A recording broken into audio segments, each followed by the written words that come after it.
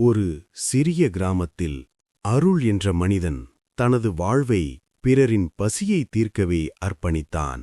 ஆனால் அவரது வீட்டில் வறுமை மெதுவாக வந்து சேர்ந்தது. உணவு குறைந்தது, ஆனாலும் மனமில்லை. அவரை நம்பி ஒரு கிராமமே காத்திருந்தது. அவரது கருணை அவர்களுக்கு புதிய நம்பிக்கையாக இருந்தது. ஒரு நாள் ஒரு கைப்பிடி அரிசி மட்டுமே மீதம் இருந்தது. அது வாழ்க்கையா அல்லது தர்மமா? சிந்திக்காமல் அவன் அதைப் பகிர்ந்தான். அந்த ஒரு சிறிய தானம் ஒரு உயிரை காப்பாற்றியது. அந்த தருணத்தில் வானமே திறந்தது. தெய்வீக ஒளியில் மகாலட்சுமி தோன்றினாள். அவளின் அருள் ஒரு கணத்தில் வறுமையை வளமாக மாற்றியது. அந்த வீட்டில் மகிழ்ச்சி பெருக்கெடுத்து ஓடியது.